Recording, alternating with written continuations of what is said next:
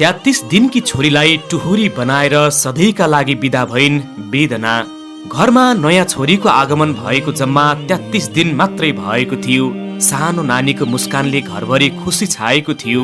आमाको काख, आमाको दूध, आमाको माया र स्पर्शमा रमाउनु पर्ने उमेरकी ती अबोध छोरीलाई कसैले कल्पना पनि गरेको थिएन कि यति छिटै आमाको साथ सधैँको लागि छुट्नेछ भनेर। प्युठानको झिमरुक गाउँपालिका 2 गडेरपानी निवासी 23 वर्षीय वेदना थापा केही समयदेखि स्वास्थ्य समस्याले पीडित हुनुहुन्थ्यो। श्रीमान र परिवारको सल्लाहमा उपचारको लागि अस्पताल जाने निर्णय भयो। सबैको आशा एउटै थियो, उहाँ निको भएर सकुशल घर फर्किनु हुनेछ, फेरि आफ्नी नानीलाई काखमा च्यापेर मुस्कुराइरहनु हुनेछ। तर नियतिले अर्कै कथा लेखिसकेको रहेछ। उपचारको लागि निस्किएकी वेदना झिमरुक गाउँपालिका 5 ढाँड बजारबाट बिहान करिब 7:30 बजे सम्पर्कविहीन हुनुभयो।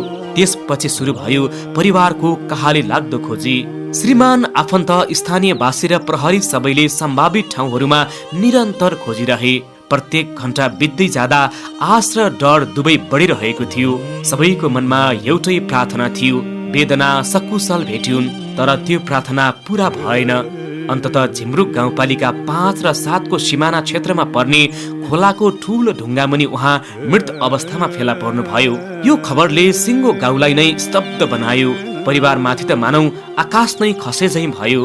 सबैभन्दा ठूलो पीडा त ती 33 दिनकी अबोध छोरीलाई भयो, जसले आमाको अनुहार राम्रोसँग चिन्न पनि नपाउँदै आमालाई सधैँका लागि गुमाइन्। अब उनी ठूलो हुँदा आमाको काख, आमाको दूध, आमाको माया र आमाको आवाज केवल परिवारका सम्झना र तस्बिरमा मात्रै सीमित हुनेछ। श्रीमान दिपाल थापाको मनमा पीडा शब्दमा बयान गर्न सकिँदैन। जीवनभर साथ दिने सपना देखेकी जीवनसाथी आज साथ छोडेर गइन्। सँगै बसेर छोरीलाई हुर्काउने सपना अधुरै रह्यो।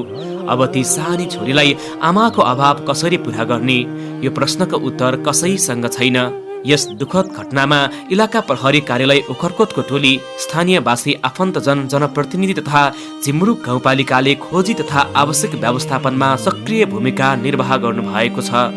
सबैको प्रयास प्रशंसनीय रह्यो, तर नियतिलाई बदल्न कसैले सकेन।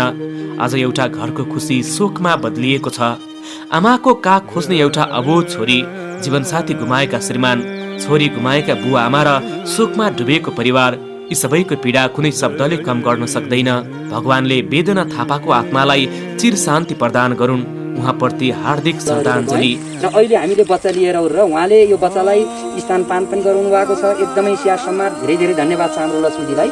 र अहिले हामीले गरिरहेको छौँ।